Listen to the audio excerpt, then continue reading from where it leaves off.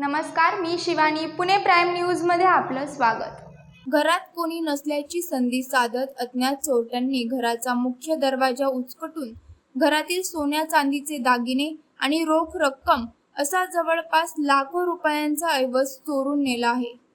विशेष म्हणजे ही चोरी एका पोलीस उपनिरीक्षकाच्या घरात झाली आहे. हवेली तालुक्यातल्या सोरतापवाडी ग्रामपंचायत हद्दीतील आळंदी म्हातोबा गावाकडे जाणाऱ्या वायकर वस्ती परिसरात रविवारी मध्यरात्री 1:30 ते 2:30 वाजण्याच्या सुमारास ही घटना घडली. सुनील पडवळ यांच्या घरामध्ये ही चोरी झाली. या प्रकरणी उरुळी कांचन पोलिसांनी घटनास्थळी भेट देऊन पंचनामा केल्याची प्राथमिक माहिती मिळत आहे. मिळालेल्या माहितीनुसार सुनील पडवळ हे कुटुंबियांसोबत सोरतापवाडी परिसरात राहतात, तर त्यांचा एक मुलगा अमर पडवळ हा मुंबईतील मालाड येथे पोलीस उपनिरीक्षक पदावर कार्यरत आहे. काही कामानिमित्त सुनील पडवळ हे कुटुंबासोबत 2 दिवसांसाठी बाहेर गावी गेले होते. घरी कोणी नसताना रविवारी मध्यरात्री अज्ञात चोरटे घरामध्ये घुसले. घरातील सर्व साहित्य हे अस्तव्यस्त फेकून दिले. तसेच घरातील कपाट आणि इतर साहित्यांची नासधूस देखील केली. घरातील लहान मुलांच्या सोन्या चांदीचे दागिने आणि मोठ्या वस्तू लंपास केल्या आहेत.